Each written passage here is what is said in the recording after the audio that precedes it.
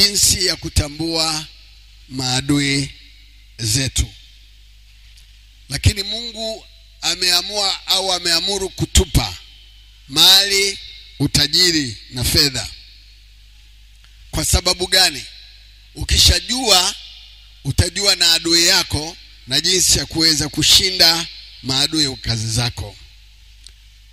Uzingatie jambo moja: mafanikio kwa viwango vya juu sana vinategemea mambo makuu mawili. Jambo la kwanza, akili. Sema akili.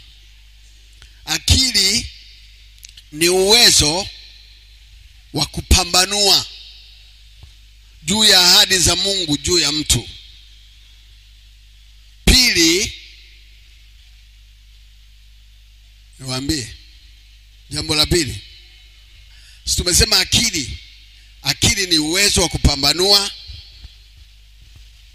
Bwana Yesu asifiwe. Jambo la pili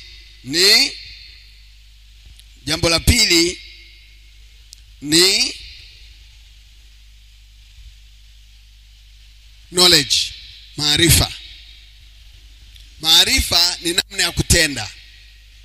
Tunaweza tukaja hapa wiki nzima tunaomba, tunafunga, tunalia, tunaombea uchumi, tunaombea mafanikio, tunaombea namna ya kupata baraka za Mungu.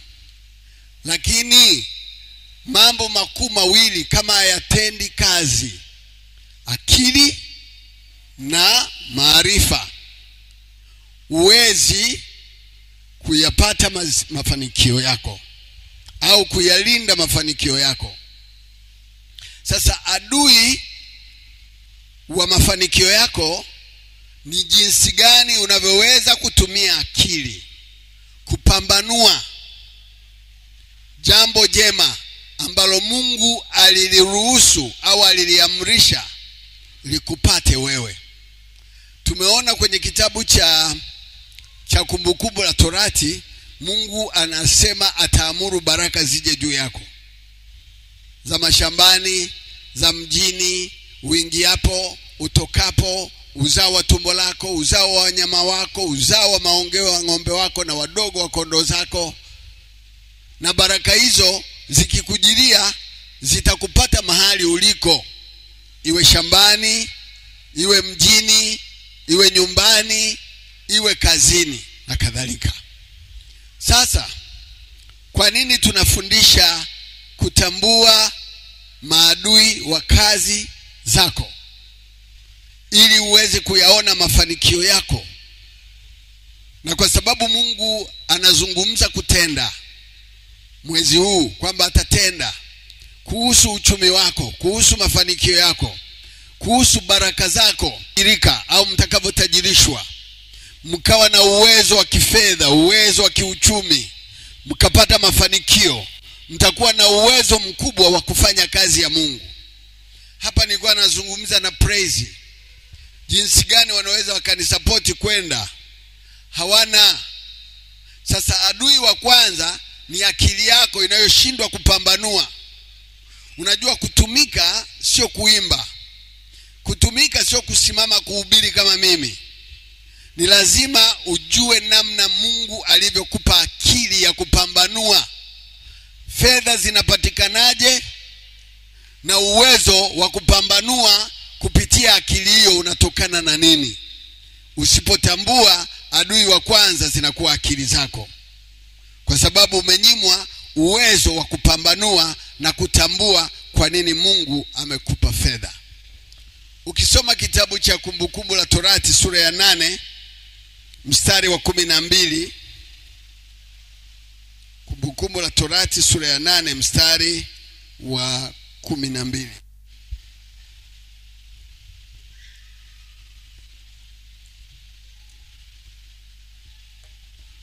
Kumbukumbu la Torati sura ya 8 mstari wa 12. Nitasoma hapa kwa uchache, japo mistari ni mingi. Tuanzie mstari wa 11. Jihadhari usije ukamsahau Bwana Mungu wako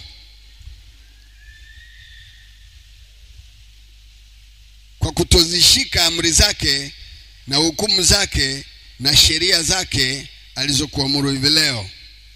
Mstari wa 12, angalia utakapokuwa umekula na kushiba na kujenga nyumba nzuri na kukaa humo ndani yake, na makundi yako ya ng'ombe na kondoo yatakapoongezeka, ya fedha yako na dhahabu yako itakapoongezeka, na kila kitu ulicho nacho kitakapoongezeka, basi hapo moyo wako usiinuke ukamsahau Bwana Mungu wako aliyekutoa katika nchi ya Misri, katika nyumba ya utumwa. Bwana Yesu asifiwe. Unaona, unaposhindwa kupambanua, kila unapofanikiwa, moyo wako unaweza ukainuka ukasahau. Kuna watu wengi Mungu amewaponya humu ndani. Nakumbuka kipindi kile tulikuwa na kesi ya mang'ondi. Kila mtu hapa akija mbele anasema ana mang'ondi. Yameishaje? Na sijawahi kuona mtu anakuja kushuhudia kwamba tayari mang'ondi yameisha. Ina maana tatizo lilifanyaje? Liliisha, mtu aliponywa huyo. Hao waliopona, mbona hawakurudi hata kumwambia Mungu, asante kwa kuniponya gonjwa hili, lilikuwa la aibu, lingenitoa uhai? Lakini leo bado wanaishi na wanafurahia maisha yao, lakini wamesahau. Unajua, mafanikio yoyote, hata kama kupata afya, kuponywa, ni mafanikio. Mungu hawezi kukupa mali au akakupa utajiri wakati wewe ni mgonjwa. Ugonjwa ni adui wa mafanikio yako. Kukosa afya ni adui wa mafanikio yako.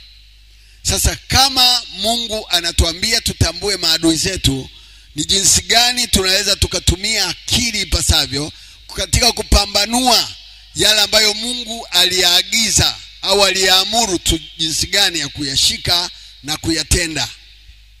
Bwana Yesu asifiwe. Kwa hivyo mafanikio yako yanategemea jinsi unavyotumia akili yako ipasavyo. Tutaona huku mbele, bidii ni sehemu ya kutafuta. Unatafuta, na mtu yeyote anaweza akatafuta na akafanikiwa. Kwa sababu gani? Ana akili na anapambanua. Sasa maarifa ndio yanayompelekea aweze kutia bidii ili afanikiwe kwenye maisha yake.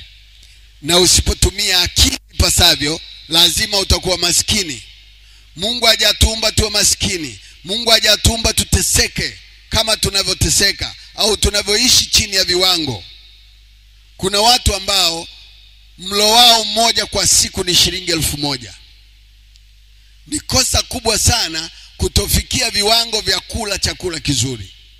Ndio maana anasema mtakapokuwa mmekula na kushiba, mkajenga nyumba nzuri na kukaa humo, msije mkamsahau Bwana Mungu wenu. Kwa ninapofundisha swala la uchumi, ninamaanisha kwamba Mungu mwenyewe anatutaka tufanikiwe. Ndio maana ameamua kutupa baraka za fedha, baraka za mali, baraka za utajiri, ili aliyeimarisha agano lake. Ukienda ule mpaka mstari wa 18 anasema ili aliimarishe agano lake. Na agano letu tulilonalo ni agano jipya ambalo ni Yesu Kristo. Na Yesu Kristo lazima ahubiriwe duniani. Na huyu ndio limbuko la wazaliwa wa kwanza wote duniani, la wafu na walio hai. Na yeye ndiye aliyebeba utajiri. Na ukisoma vizuri Biblia inazungumza utukufu wa utajiri wake uko ndani ya Kristo Yesu. Kwa hiyo Yesu Kristo lazima afikie watu. Lazima tumpeleke kwa watu. Tukitajirishwa, maana yake tutafika kule kusikofikika. Tutawafikia wale wasiofikiwa. Tutawapelekea habari njema watu waliopoteza tumaini, watu waliokosa amani, watu waliokosa tumaini. Wana wa Mungu, ni lazima tutumie akili pasavyo. Mwambie jirani yako, tumia akili. Mwambie hivyo. Tumia akili. Amtaki. Tumia nini? Akili kama ipasavyo. Tumalizie ile mistari iliyobaki.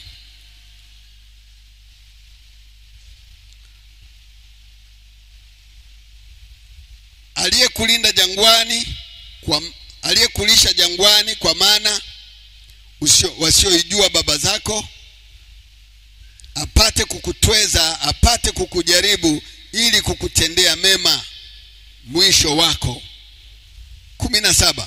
Hapo usiseme moyoni mwako, nguvu zangu na uwezo wa mkono wangu ndio ulionipatia utajiri huo, bali utamkumbuka Bwana Mungu wako, maana ndiye akupae nguvu za kupata utajiri, ili alifanye imara agano lake alilowapa baba zako kama hivi leo. Unaona hayo maneno? Ni Mungu anayetuwezesha tukapata. Kwa akili yako isipopamua alikuwa chanzo cha mikio yako, utainuka, utamsahau. Tusimsahau Mungu. Adui wa kwanza ni kusahau mema yote aliyotutendea kwenye maisha yetu. Jambo la pili, uvivu. Waafrika wengi ni wavivu, na hili ni kosa kubwa sana ambalo watu wanalitenda. Uvivu na ulegevu ni vitu vibaya ambavyo mwanadamu anavitenda, alafu baadaye anaanza kumnungunikia Mungu. Bwana Yesu asifiwe. Bwana Yesu asifiwe. Kwa hivyo leo tutaangalia maadui wa mafanikio yetu. Na kitabu cha Mithali sura ya 10 mstari wa 4. Atendaye mambo kwa mkono mlegevu huwa maskini,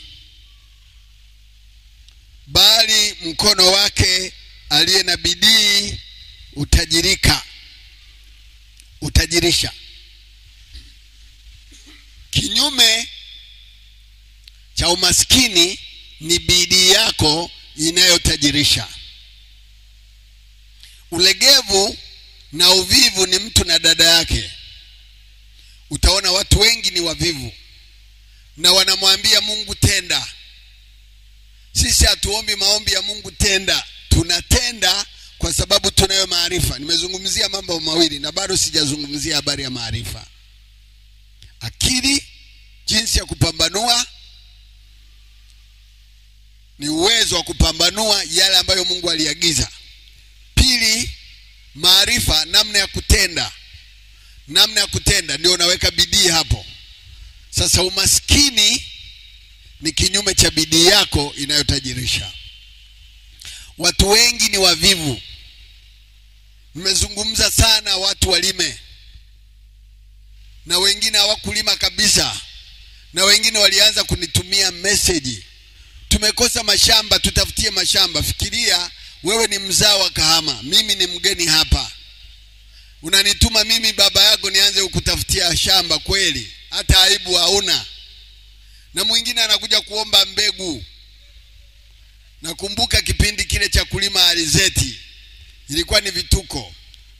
Nikawapa watu mbegu wakalime, wakazikaanga, wakazila. Walikula. Uvivu. Nimewapa mbegu za alizeti, wakazikaanga, wakazila. Kuna wamama humu nimewapa kuku, kama mnakumbuka. Niliamua kutoa majike ya kuku, nenda mkafuge. Alafu nikawatania, nikaambia hivi, ukishapata kifarango niletee. Wakachinja sikukuu. Ndio mwisho, na sijawahi kuona mtu amerudi. Mmoja ndiye aliniambia, kale ulikonipa nikajogo, nikaambia karudishe nikupe jike, alishachinja. Uvivu. Na mimi nilikuwa na wapima tu, nione hao watu wanajua ninachowafanyia, wanajua ninachofundisha. Bwana Yesu asifiwe.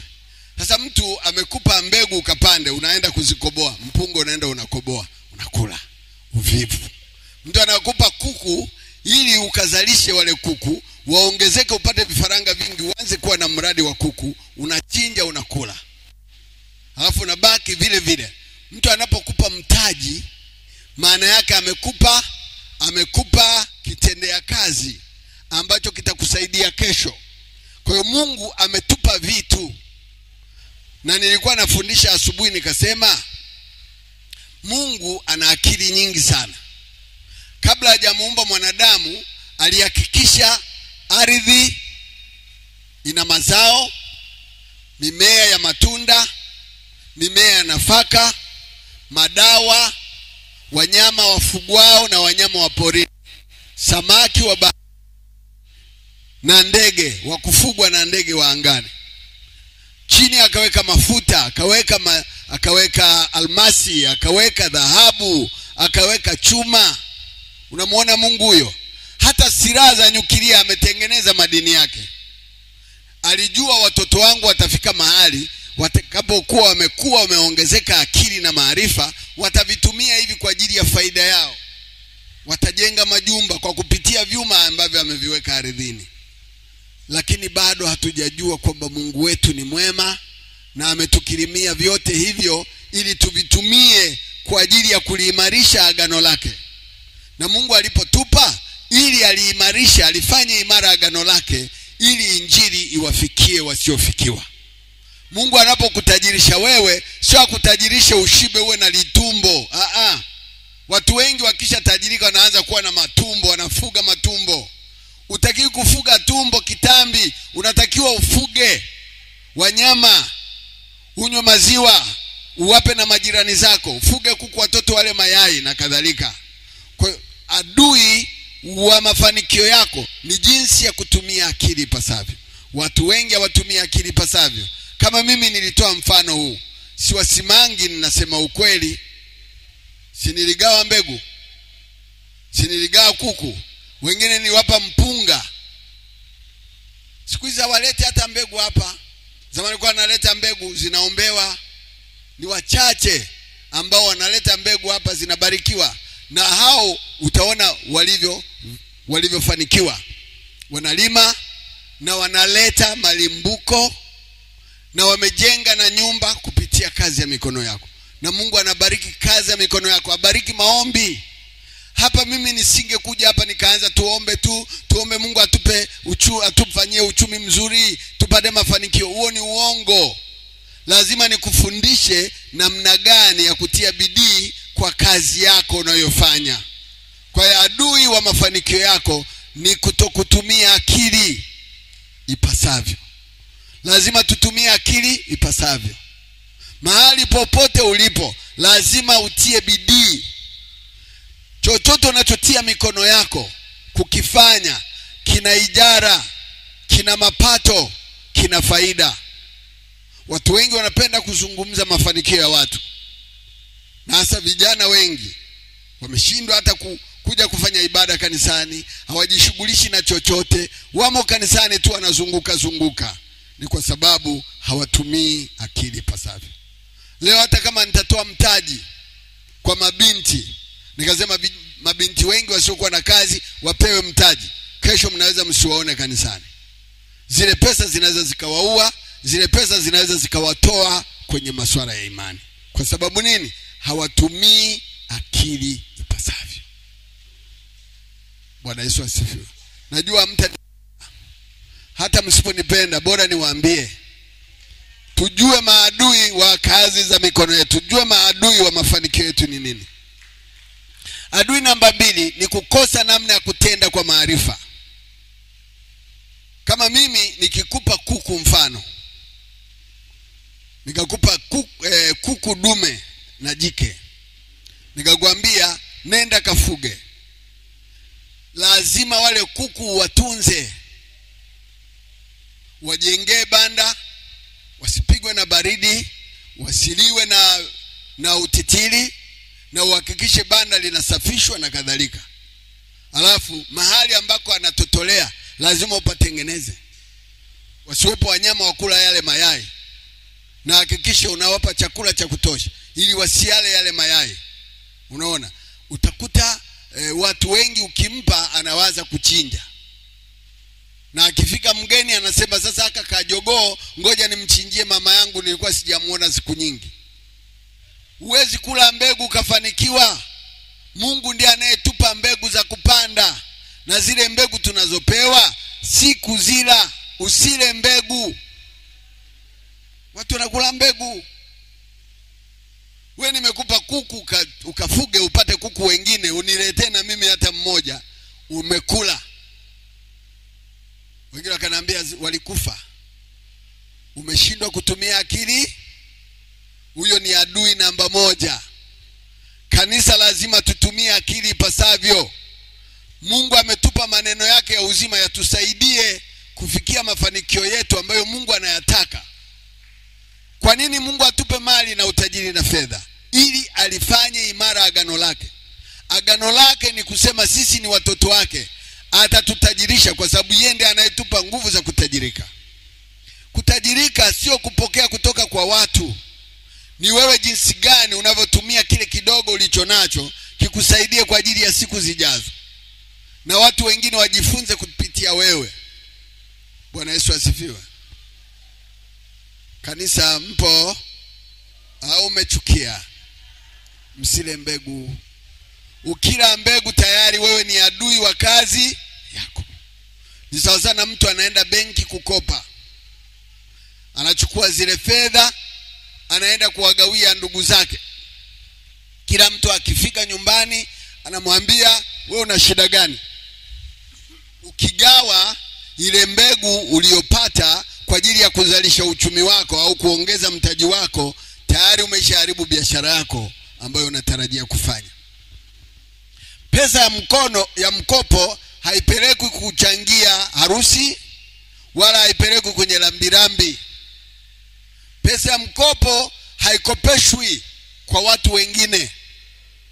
Unaitumia kwa lile lengo, na tutaona kukosa malengo ndiko kunakosababisha watu wengi kufeli. Kwa hiyo unaenda benki unakopa. Ni lazima uwe umeandika, umeorodhesha malengo yako na yale maazimio yako kwa ajili ya kazi yako unayotaka kufanya. Kwa usipofanya hivyo, maana zitaondoka au zitaisha. Kuna methali ya Kiswahili inasema mali bila daftari huisha pasipo kujua. Na wengi hapa tukipata pesa hatujui tunafanyia nini kwa sababu hakuna kitu tulichokipanga. Ndio maana tunapofika mwisho wa mwaka lazima tumeandika malengo au maazimio. Msije mkasikiliza maneno ya wahuni wanasema malengo ni utumwa. Malengo sio utumwa. Wachumi wengi huwa na mipango. Malengo ni mipango ya kwanza, ya pili, ya tatu, ili waweze kwenda kwenye sequence ionyeshe kila alichokuwa ameanza anakianzaje, anakifanya. Mfano, kama unataka kuanzisha duka, kitu cha kwanza ni lazima utembelee maeneo ambayo utawekeza na uangalie jamii ya watu wa eneo lile. Panafikika? Je, mahitaji ya watu wale ni wa aina gani? Bwana Yesu asifiwe. Haleluya. Sio unafika tu unaona mwenzio anasuka na wewe unaanza kusuka. Usione mwenzio amefungua duka la urembo na wewe unafungua duka la urembo. Sisi tumefanya hivyo lakini tulifeli. Kwa sababu mimi siwezi kwenda dukani nikauza urembo. Nitamweka mtu ambaye hana malengo pia. Atakufelisha kwa sababu ni failure. Watu ambao wameanguka au wamefilisika hawawezi kutumia akili ipasavyo. Sio rahisi ukamweka kwenye biashara yako akakufanikisha. Kwa sababu huyu mtu haoni, hana macho na wala hana malengo. Yeye anachojua ni kutumia. Jioni ikifika anachukua hela ya kula, ananunua soda, anakula chipsi na mishikaki, basi. Kesho akiamka anakuja amechelewa. Lazima tutafeli. Kanisa tunahitaji kuwatambua maadui wa kazi za mikono yetu, maadui wa mafanikio yetu. Na usiwaamini watu. Hata mwanao mfundisha akiwa mdogo. Hatimaye anapokuwa unajua tayari huyu mtu amekulia kwenye biashara, ninaweza nikamwamini kwa sababu anajua uchungu wa kutafuta. Bwana Yesu asifiwe. Haleluya. Usifanye kazi ya kuiga. Usiige mtu kwamba huyu anauza karanga za mayai na mimi nifanye. Huyu ni msusi na mimi nisuke. Huyu ni mshonaji na mimi nishone. Hapana. Ni jambo linalotoka moyoni. Ndipo panapozaliwa bidii ya kufanya kile unachokipenda na kile unachokijua. Huwezi kufanikiwa ukafanya jambo fulani usilolipenda. Mimi hii kazi ninayofanya ninaipenda, na ndio maana Mungu hakosi kunipa maneno ya kuambia. Kama hayamo, maana yake nimeifilisika, nimeisha. Bwana Yesu asifiwe. Kanisa, tambua adui wa kazi ya mikono yako. Tambua adui wa mafanikio yako ni wewe mwenyewe. Sio wachawi, mnawasingiziaga wachawi. Hakuna mchawi anayeweza kuloga biashara yako kama wewe hujafungua mlango wa kulogwa. Upati muda wa kujifunza biashara yako au kazi ya mikono yako. Ni lazima ujifunze. Hata wapigaji wa vyombo hawa hawezi kuja kupiga kama hajapitia mazoezi. Unaona wanafanya mazoezi na wakati wao wanajua kupiga, lakini wanafanya mazoezi. Na wafanya mazoezi kwenye kazi ya mikono yako. Amka asubuhi, hesabu vitu vilivyoko ndani ya duka lako. Na Biblia inasema usikose kufungua zizi lako. Kila mara angalia vitu vilivyomo. Jifunze. Wateja wanataka nini? Jifunze. Wateja unaowaona hawa huwa wanaangalia muuzaji, wanaangalia mwenye duka ana uwezo kiasi gani, na anaweza akaja akauliza kitu ambacho wewe hauna, ili akukumbushe kwamba hujajua vitu wanavyovihitaji. Lazima uwahudumie watu kupitia mahitaji yao. Vitu ambavyo ni demand driven, yani kuna vitu ambavyo vinapelekea uviuze kwa sababu vinahitajika sana.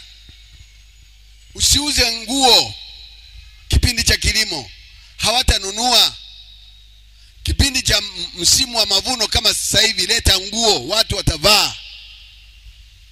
Bwana Yesu asifiwe. Usiuze makoti na blanketi kipindi cha joto. Ukienda Dar es Salaam huwezi kuuza blanketi. Blanketi tunaletewa watu wa Kahama. Unakuta mtu Dar es Salaam ametundika mablanketi na maduveti. Nani anunue duveti Dar es Salaam? Bwana Yesu asifiwe. Ndio maana ya kutumia akili ipasavyo. Haleluya. Na yasema haya kwa sababu watu wengi hatuna cha kufanya. Ndio maana tumekosa hata fedha, tumekosa mitaji. Hatukai chini kujifunza nini tunachotakiwa kufanya, kwa sababu Mungu alishaamua kutoa baraka kwa watu. Hatusikii, hatujifunzi Mungu anataka nini, hatumpi Mungu nafasi ya kumsikiliza. Ni sawa sawa na mwanamke aliyeolewa na mume wake asiyemsikiliza, yeye anataka kuongea tu. Watu wengi walokole wanapenda kuomba tu, kuongea. Mungu hapendi kelele, anataka maneno machache yenye hoja. Wewe kila siku unasema. Mpe nafasi Mungu akusemeshe. Hata kama ni mke wa mtu, nyamaza, mwambie baba anataka kukusikiliza. Wewe kila siku unaongea, wewe kila siku unataka. Punguza madai, punguza kuomba. Matatizo mengi tulionayo walokole ni kuomba. Ni kudai, tunadai sana Mungu, mdai Mungu, mkumbushe Mungu. Hapana, pole. Pata muda wa kumwambia Mungu, sema, nataka nikusikie. Mpe Mungu nafasi kukusemesha. Hatuna nafasi ya kumsemesha Mungu. Na Mungu anapenda kutusemesha sisi tunakaa tunaongea. Una marafiki kibao. Mjini hapa una marafiki kila mtaa. Ukitoka kanisani una rafiki, ukienda mtaani una rafiki, kila mahali una rafiki. Hao unaotembea nao barabarani wamefilisika. Kichwani hamna kitu. Tembea na mtu mwenye uwezo wa kukushauri na akuonyeshe kile anachofanya. Wewe unatembea na mtu hana kitu, hana kazi, anawaza tu mambo madogo. Bwana Yesu asifiwe. Kwa adui wa mafanikio yako, wa kazi ya mikono yako ni wewe mwenyewe, kwa sababu hautumii akili kama pasavyo. Walokole wengi hatuna pesa. Tuseme ukweli hapa, tunazo. Na tunasali kila siku, nyumbani tunasali, redioni tunakesha, na humu ndani tunakuja tunaomba. Hatuna pesa. Kwa nini? Hapa pamebomoka. Nataka hapa pakae vizuri, tumiliki. Mungu amesema hivi, yeye ndiye anayetupa nguvu za kupata mali, utajiri na fedha, ili aliimarishe agano lake, Ina maana sisi hatumo kwenye agano lake? Mbona sisi tumejaa matatizo, shida kwa kwenda mbele? Kawaone Waruteri pale. Hakuna Mruteri mwenye shida kama sisi hapa. Na wakiamua kutoa na waulizagi, vikapu 6 vinapita, cha kwanza kinapita, cha pili kinapita, cha tatu kinapita, cha 4 kinapita, cha 5 kinapita, cha 6 kinapita. Hujawahi kusikia Mruteri ananungunika? Warokole, weke vikapu 10 hapa. Wewe mtaa wote utasemwa, jamani, huyu Mwemezi sasa ametuchosha, anatuletea vikapu 10. Maskini wewe. Tajiri wanunguniki. Biblia inasema usinipe umaskini nikaja nikanungunika nikaiba. Tuliona hapa, tulikuwa tunaweka watu wa hesabu sadaka, walikuwa waibi. Wewe unaweza ukaiba sadaka, jasho la mtu. Nikafundisha, ukiiba sadaka unakula damu za watu na jasho lao. Yaani mtu anajua mimi nitaponeaga madhabahuni tu. Ni kama wale wachungaji anasema mimi nitakula vya madhabahuni. Wewe unakula vya madhabahuni, unakula jasho. Bwana Yesu asifiwe. Akili ni adui namba 1. Akili yako ni adui namba 1. Unashindwa kupambanua.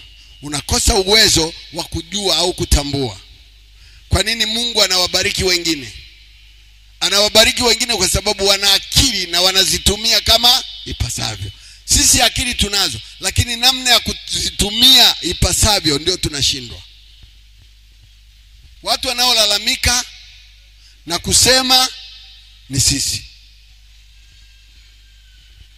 Bwana Yesu asifiwe. Walokole wengi ni wanungunikaji. Tunapenda kunungunika, tunapenda kulaumu, tunapenda kulalamika. Huyo ni adui anayeambatana na akili yako. Sijui mnanielewa? Tia bidii, fanya kazi kwa bidii. Kuna wamama humu nimewafurahia. Juzi nilikuwa nasindikiza wajukuu zangu pale, nikaona kama mama kananisalimia, Bwana Yesu asifiwe baba. Kana pakua wali sokoni, stendi. Kako bize, nikamwambia nakuja kula. Karibu baba. Nikapitia mlango mwingine. Haleluya. Kuna wengine hataki kutoka kwenda kufanya kazi huko, anaona aibu. Nakumbuka, fanya kazi kwa bidii, usione aibu. Aibu ndio ulegevu wenyewe. Ukianza kuona aibu, mimi nifanye hii kazi, mimi wanione, na wakati wanajua kabisa mimi naimba praise, wanikute nauza mboga. Uza mboga, utaitwa mama mboga lakini una pesa. Utabebwa na watu wa bodaboda alafu bure, alafu jioni wakakudai namba ya simu. Wengi mnawapa namba za simu kwa sababu hamna hata hela ya kulipa ya bodaboda. Ni kweli sio kweli? Ni kweli sio kweli? Wewe ukiona binti anagawagawa namba zake, ni anatafuta mtaji. Mtaji hautokani na kugawa namba. Unampa tu namba. Wote utawamaliza. Kwani una nguvu, una mikono? Si ufanye kazi. Heshima yako ni kazi unayofanya. Haleluya. Mimi nikasikia sawa tu. Bagambira balinsi baliguruku. Bwana Yesu asifiwe. Hatuwezi kufanikiwa kama hatutumia akili ipasavyo. Kwa mfano, mume wake ameenda kutafuta, wengine wako wapi huko baporini, wengine wako wapi Ushetu. Mwanamke baada ya kukaa nyumbani akalea familia, akawa na kitu cha kufanya, akauza hata bagia na mandazi pale nje ya nyumba, anashinda anazurura mtaani, anaangalia TV. Hamnaga kitu mle kwenye TV. Mimi ninalo, wala siliangaliagi. Lakini utaona mtu anashinda pale toka saa 4 yuko kwenye TV eti anaangalia tamthilia season. Na wazungu wamejua namna ya kukamata ufahamu wenu. vile tunavyoviangalia vinalipiwa ni pesa. Kifurushi anachonunua baba ile TV ni pesa. Usimpotezee mume wako pesa. Cha kifurushi. Simu unashinda na chat. Unaangalia binyamaema, kwetu anaita binyamaema. Humu kuna matukio ya ajabu sana, vitu vya ajabu sana. Unatumia fedha kwa ajili ya ujinga. Huyo ni adui namba 1. Namna ya kutumia akili pasavyo. Agano la Mungu kwa siku za leo ni agano jipya. Na ili agano jipya ni kuimarisha ili agano. Maana yake ili kuimarisha kazi ya injili ya Yesu Kristo ipate kuwafikia watu na watu wapate kuokolewa. Kanisa la Mungu lazima Mungu atupe utajiri. Nasema ni lazima kwa sababu ni neno lake aliloamuru. Anatupa nguvu za kupata. Sasa hizi nguvu za kupata usipozitumia zikufanikiwa. Twende kitabu cha Wagalatia sura ya 3. Mstari wa 11, mstari wa 23 hadi 29. Wagalatia sura ya 3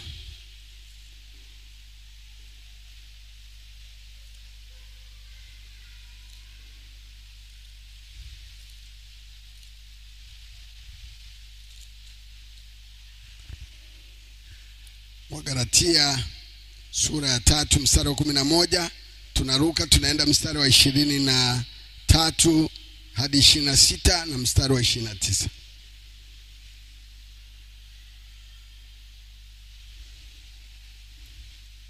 Wagalatia sura 3 mstari wa 11. Ni dhahiri ya kwamba hakuna mtu ahesabiwaye haki mbele za Mungu katika sheria, kwa sababu mwenye haki ataishi kwa imani. Twende mstari wa 23. Lakini kabla ya kuja ile imani, tulikuwa tumewekwa chini ya sheria. Tumefungwa mpaka ije ile imani iliyofunuliwa. Hivyo Torati imekuwa kiongozi wa kutuleta kwa Kristo ili tuhesabiwe haki kwa imani. Lakini iwapo imani imekuja, hatupo tena chini ya sheria, chini ya kiongozi. Kwa kuwa ninyi nyote mmekuwa wana wa Mungu kwa njia ya imani katika Kristo Yesu. Bwana Yesu asifiwe. Twende mstari wa 29.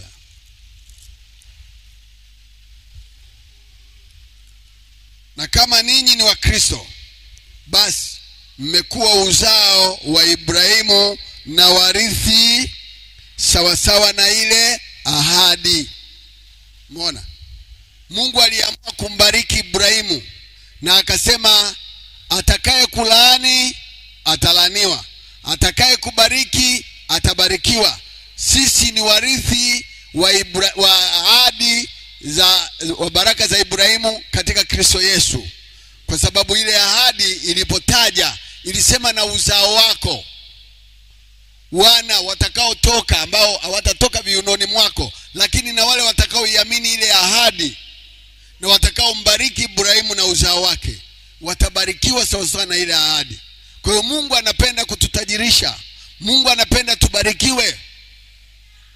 Haleluya. Hamtaki? Naona hamtaki. Mnataka? Hamtaki? Inawezekana hamtaki. Unajua, ngoja niwaambie hivi. Kitu chochote ili ukipate ni lazima ukitake. Mtu lazima umtake. Kazi yoyote unayoitaka ndio unayoipata. Unachoomba, anasema omba utakalo.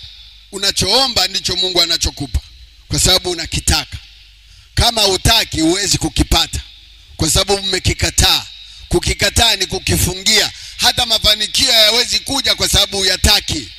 Utajiri hauwezi kuja kwa sababu hautaki. Mali haziwezi kuja kwa sababu usitaki. Fedha haziwezi kuja kwa sababu usitaki. Ukitaka zitakuja kwa sababu unazita. Ndio namna hiyo. Hakuna jinsi yoyote, siwezi kukuombea zaidi ya hivyo. Kitabu cha Warumi sura ya 10 mstari wa 13 mpaka 15. Warumi 10:13 mpaka 15.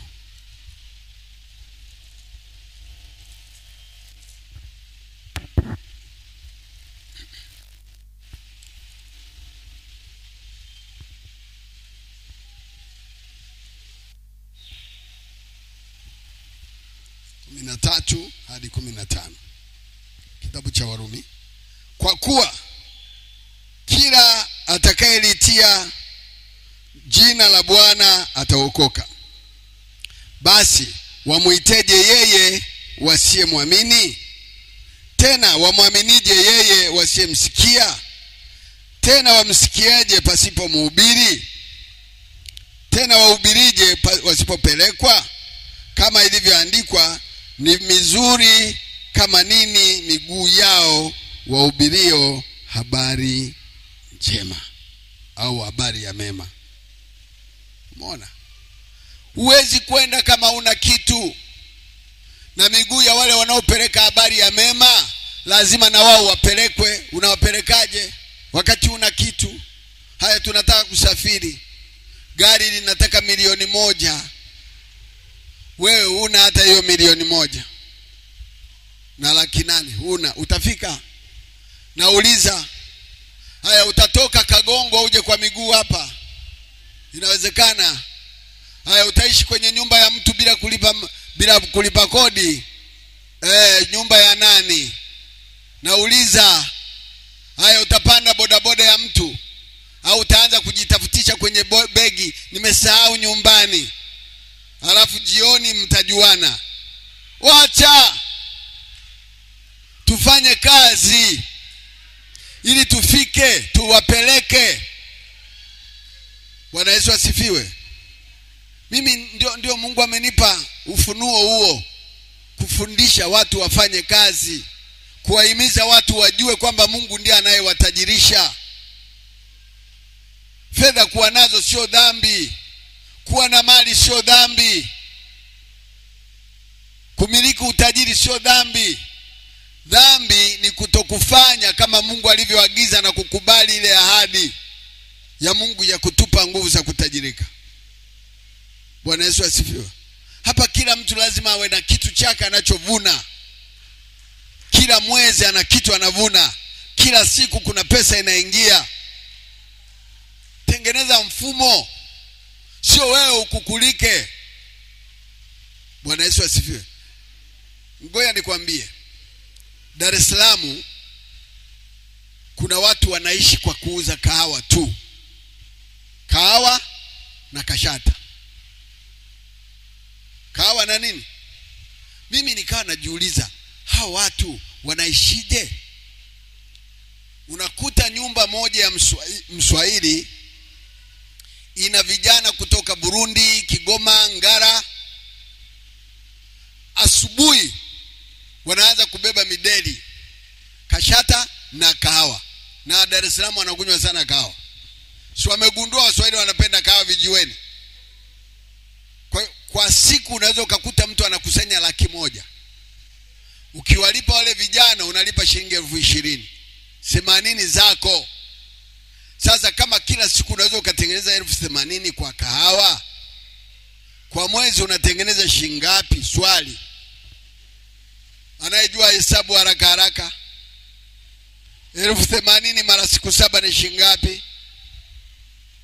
Mnajua hesabu hamjui?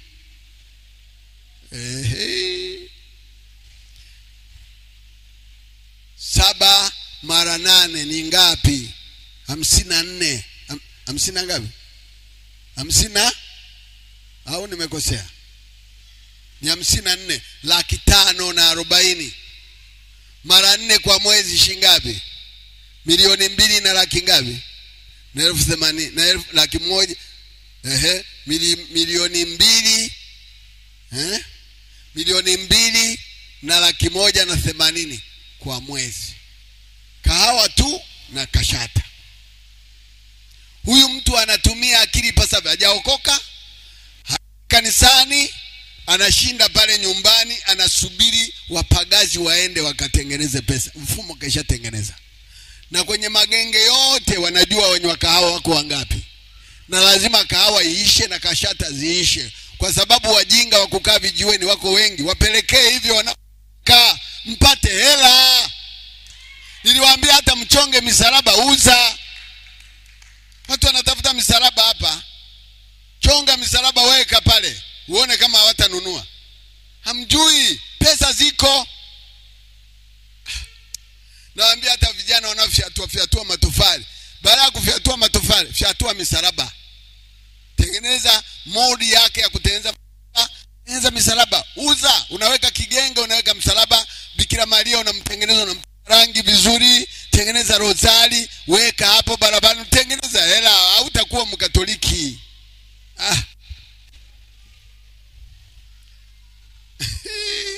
Unasema sasa baba unatutendesha dhambi. Dhambi gani? Kwani ile bangi? Si unataka pesa? Haya, wenzio wanakula pesa, unasema hawa watenda dhambi hawa, pagani hawa, wanauza vinyago. Waacha wauze, hata mimi niliuzaga vinyago. Bwana Yesu asifiwe. Nimeuza vinyago. Nimechongesha vinyago nikapata hela. Wewe kaa tu unanisema. Mimi nimeipata pesa. Leo nakuhubiri na nilichonga vinyago. Kwani kuna shida gani? Umeona vimeandikwa kwamba aliuza vinyago.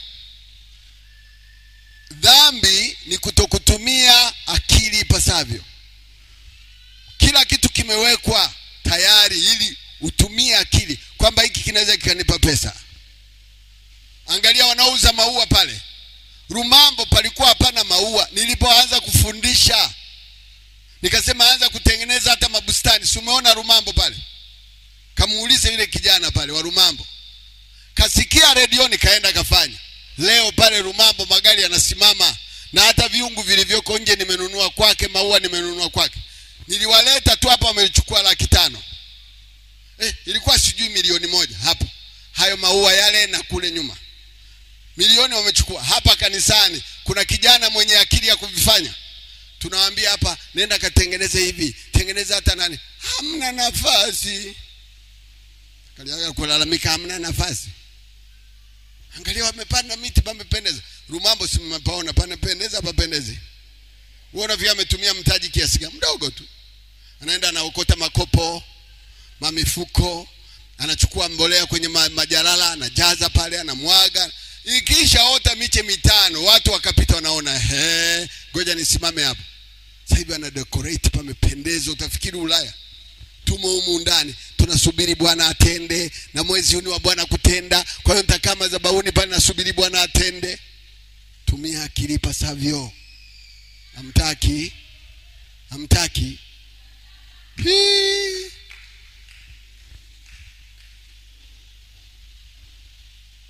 Pesa zipo, ila namna ya kuweza kutumia akili ya kupamba.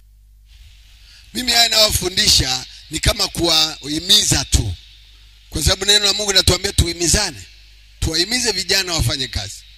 Hakuna mtu atakaye kulelea mtoto, kesho utakuwa na familia.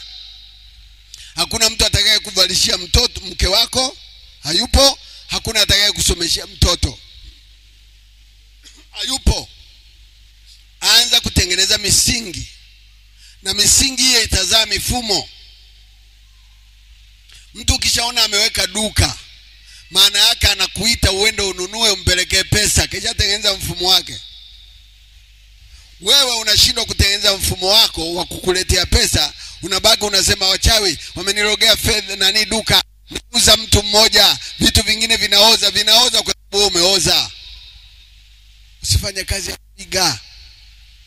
Fanya kazi kinachokusemesha kifanye. Na ukisikia madhabahuni nimesema, alafu watu hao wananisikiliza sana usiku. Si hapa nimeongea.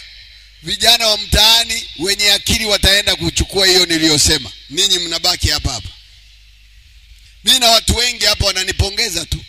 Baba, nilisikia habari yako kanifundisha kile nimefanya, angalia hivi. Hata kutengeneza hivi vitofali vya barabarani hivi, vya kujenga pavement, wanatengeneza huko mtaani ni watu ambao hawajaokoka. Sisi tuliookoka unasema mimi sina mtaji.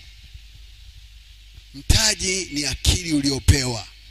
Ni nguvu ya kupata utajiri. Ni nguvu ya baraka. Akili. Sema akili ni uwezo wa kupambanua. Nataka Mungu akupe akili leo ujue kupambanua cha kufanya. Alafu akupe maarifa namna ya kutenda. Angalia vijana wengi wanakimbiza bodaboda na wanavunjika miguu. Sio lazima ukimbize bodaboda. Unaweza ukatulia mahali ukafanya kazi ndogo ikakupa fedha ambayo haina hatari. Wewe kupigwa upepo kifua kila siku. Bwana Yesu asifiwe. Pita hapa usiku utakuta bodaboda saa 8 wako barabarani. Hawalali, hao wake zao wanawaona saa ngapi?